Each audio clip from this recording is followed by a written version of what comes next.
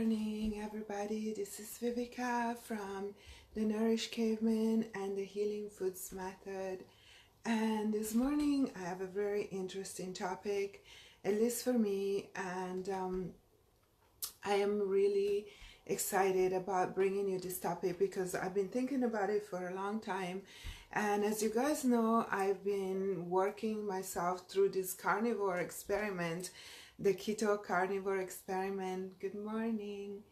Um, so for the last about 7-8 weeks, I've been working through this carnivore experiment and just understanding more and more like how that worked on my body and what it did. And the concept that kept coming up for me is the concept of adaptation.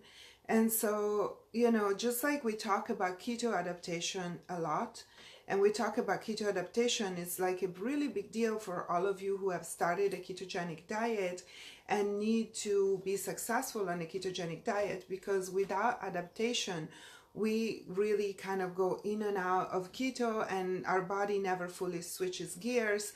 So it's not really like we don't get the most benefits about keto adaptation, about doing keto. So this concept of adaptation has popped into my mind when it came to changing your gut flora and switching diets from keto, from a standard diet or even a vegetarian diet to keto paleo to then carnivore, and what happens in your body and why does it happen when you do such a drastic diet change. The question is also, what benefits does it have? Why would we want to do it? And what benefits does it bring us? So I have an outline today so I don't rabbit hole all over the place and we keep this nice and to the point. The first thing is, what is our optimal condition as human? This is the question that I've been asking myself. And you know, as you guys might know or not know, I have a practice. I'm a nutritionist. I work with patients every day. My goal for my patients is to make them well. My goal is always optimal health. So in every day in my studies, in my experiments, I ask myself, how do we reach our optimal health? How do we reach our optimal potential? And what is it that got us here where we are with all the different problems, health problems or dysfunctions that we are experiencing? So in the larger picture of evolution, when was there a moment at any time in our evolution when we were at optimal health, optimal performance? I've studied and read a lot of books, and it's hot here today. It's like already 90 degrees in California, you guys. Super hot. So what was the moment where did we ever have an optimal health moment in our evolution? And I think that through the studies, my conclusion is that probably at that point when we were hunter-gatherers, transitioning into like some traditional diets. If you guys know the work of Dr. Weston A. Price, it's very informative. He wrote the book Nutrition and Physical Degeneration. It's a tome. It's about that big, but it's absolutely fascinating. And he's just one of the modern nutritionists that researched in an anthropological way, even though his research didn't go all the way back to our roots, our ancestors like Homo erectus 2 million years ago. So if we look at the timeline of human evolution, I guess what we can call humans happens about 2 million years ago with this Homo erectus, and there are a number of other like kind of evolutionary roads that the human species took. Neanderthals came about and faded very quickly. They were a strong and resilient species, taller, bigger, sturdier. They disappeared. Homo sapiens survived. At some point our brains started growing, and the anthropologists are questioning, why did the brain grow from our primate ancestors or primate cousins? What is it? And I mean, there are a lot of theories and no, I think, definite answer to that question, but one of the proposed answers would be that we started consuming large amounts of animal products. And here again, I've read different versions of history and ancient history, and reasons like how much meat were our ancestors actually consuming, how many animal products. You know, there are, I'm going to put a couple of links in the bottom of the video so you guys can read some interesting articles.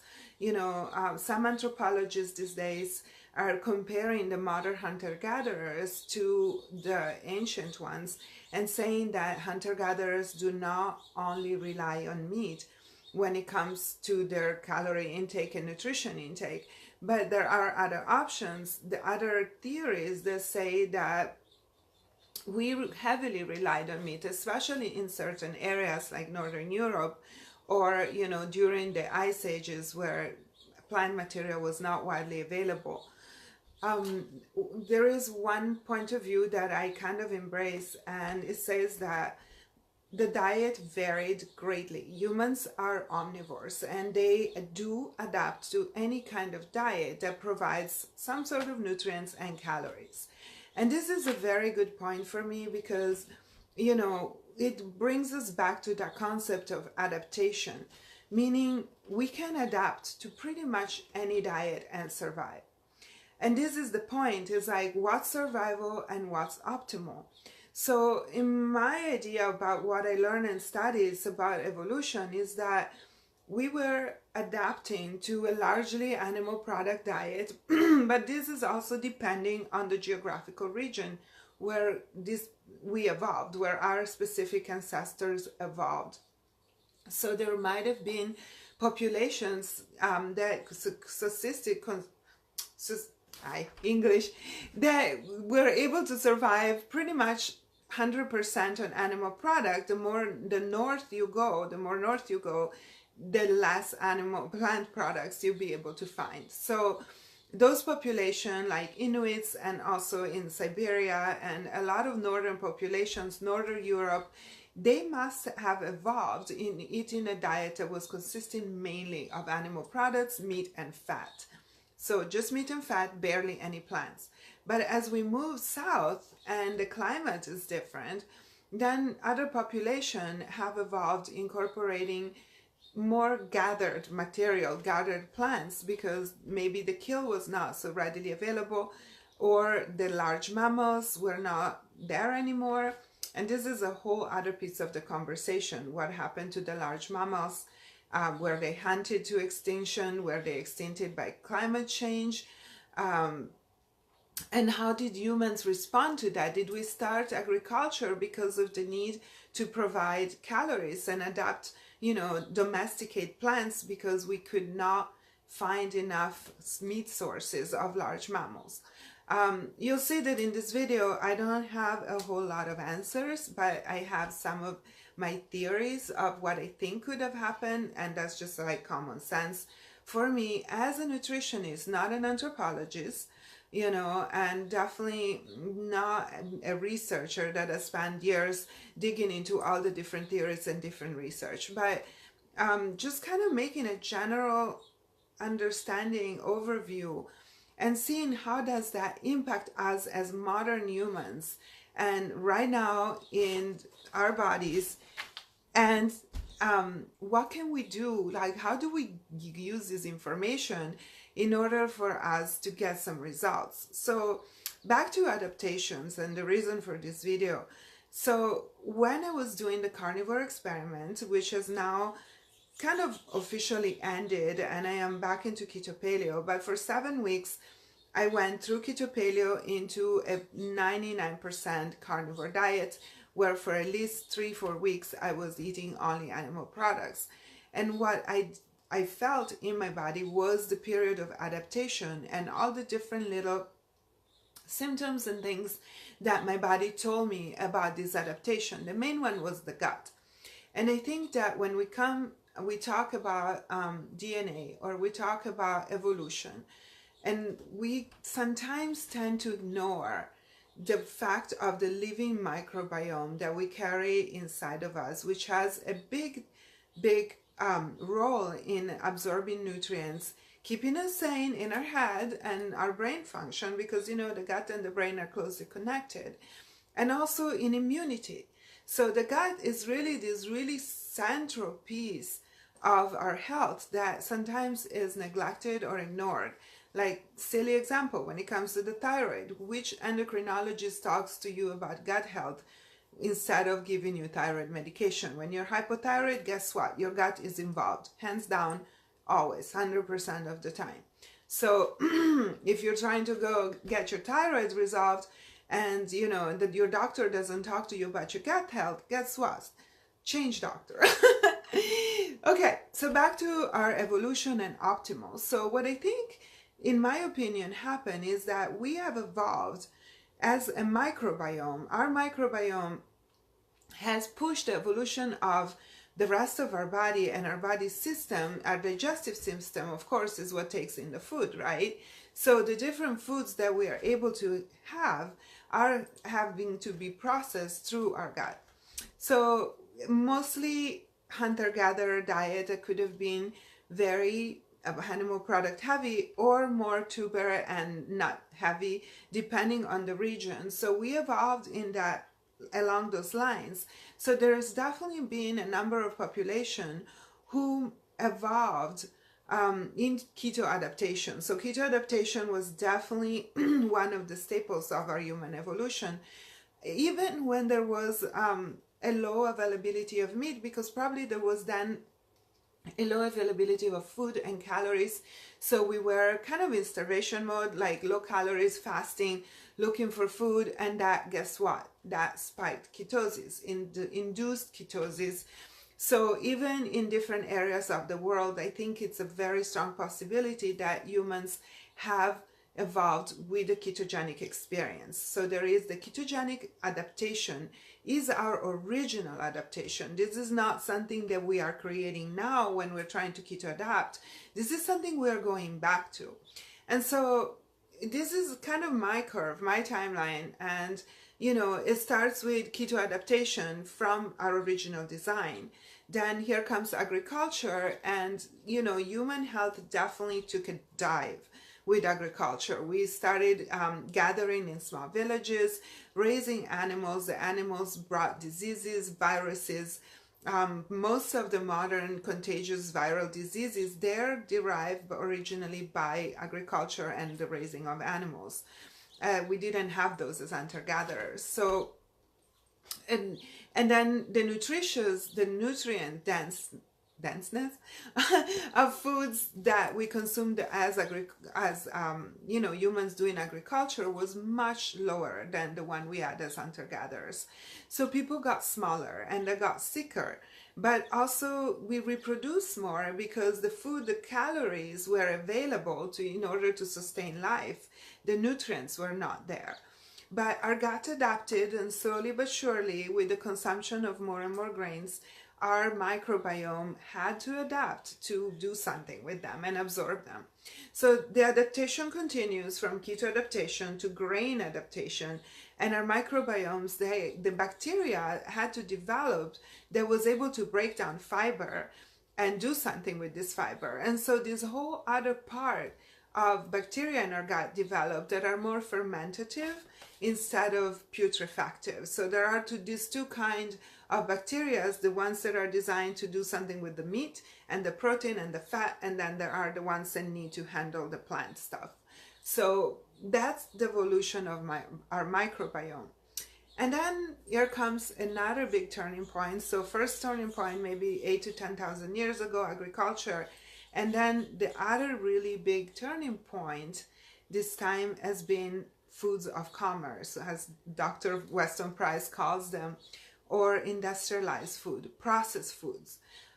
Everything that developed in not even 100 years, pretty much after Second World War, this is where we really see the development of industrialized foods. And this is about 50 years, you guys. So our body does not recognize a lot of these foods as foods. So there, you know, the amount of toxins, plastics, chemicals, colorings, flavorings, preservatives, everything that we put into the food in the last 50 years has kind of like taken another turn where our body has been trying to adapt. And as you can see from the result, I think we have reached the top of our adaptation abilities, and we are just starting to break down. So if you look at, obesity epidemics, diabetes epidemics, hypothyroid epidemics, America these days has the longest lifespan, but the highest incident of diseases. So we have traded longer life for the quality of life. We are not able to adapt to the kind of food that we are eating today. So what do? What's the solution for this? Is there a solution? Again, I tend to talk about these big topics that are really big and sometimes make us feel overwhelmed, like we have no control. It's global, it's big, it's something that, transcends our ability to do something, but no. We do have an ability to take control over this big giant topic. And I always tell my patients, you choose with your dollars. You change the world with your choices. And your choices are driven by your dollars. And when you want to take control of your health, now we're talking about re-evolving to optimal design, going back to the origins of what we are designed to consume. And I know that in our modern society, everybody feels very entitled to have their Starbucks and to be very entitled to have their pizza, because if you take my pizza away, I'm just not going to be happy. And those are my crutches. And I need my latte and my 20. Well, it's also an evolution of your mind and your mentality in going back to what really serves you, what's healthy for you, what keeps you sick and asleep pretty much, and what's gonna really stimulate your growth and repair your body, or even just maintain your health if you were lucky enough to be born healthy in this day and age. And also your mental abilities and your awareness. I think it all goes together, and again, it's a big topic, but we're talking health here, and health is just not only physical, it's also mental, intellectual, mental, another big thing. I talked about depression. Go look at my video about depression. I think I touched onto this a little bit more in depth, so it'll give you an opinion about how to face that area of mental health with diet. So my solution, what I do with my work, what I try to preach to you guys. No, I hate preaching, but I do have soapbox moments sometimes. And I try to keep it light and informative so that is approachable for most people. I know that these are pretty dense topics, but in the end of the day, this is about your health and your choices and your quality of life.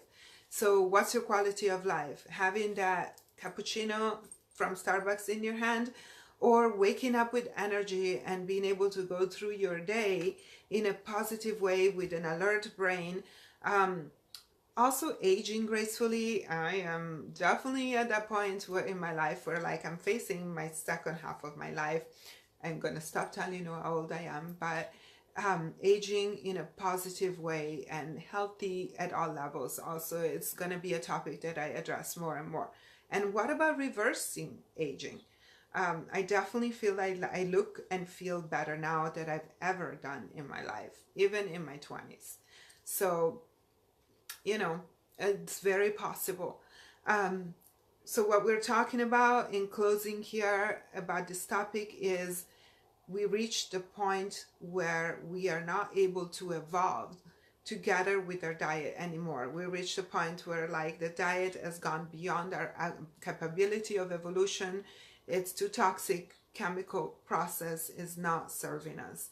So we need to re-evolve back into original design. And the way we do that is through ketogenic, going back to ketogenic diets, but not just ketogenic, because keto McDonald's doesn't work for me. And I don't think it'll work for your body. If you could have a little translator where you asked yourselves if keto McDonald's works for them, we'll see what they'll say.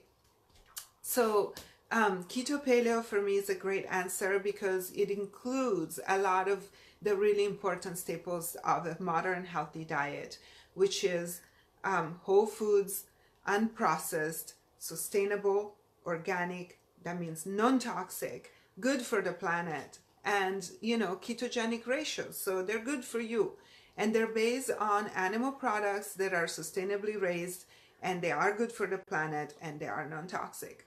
So this is the first step of evolution back to original design, possibly heading into full carnivore when needed, if needed, by people who also have the possibility to fully adapt to that design, which is, I don't think, seeing the DNA is probably not possible for everybody. But keto paleo is definitely possible for everybody, and I think it has a lot of benefits. This is where our ideal optimal will be found. So this is the moment. If you have any questions, I'll be happy to take them. If you're still watching, I see there are some people here with me. I love to answer any questions. Otherwise, you're welcome to ask questions under the video. This video will be on YouTube. Please do follow my YouTube channel, and that's where all the videos end up. And then it will end up on the blog, The Nourished Caveman, with an article. Please subscribe to my mailing list. I am sending regular newsletter with interviews and these videos and more recipes. Yes, always recipes. And also, if you're interested in working with me, there is my program, The Healing Foods Method. You can find a page on my blog that talks about it. Thank you so much for watching, everybody. Happy Tuesday. Guess what? Next week, live from Europe. I'm going to be, actually next week, Tuesday, I'm still going to be here. Darn it. Okay, the week after, live from Europe, because I'm going to Italy. So next week, still in California. And then the week after is going to be in Europe. So I will be talking about keto and traveling and what to eat on the road, on the go in Europe. I know it's summer, it's already late summer, but a lot of you have been traveling. So quick preview here. Thank you so much for watching, and see you next week.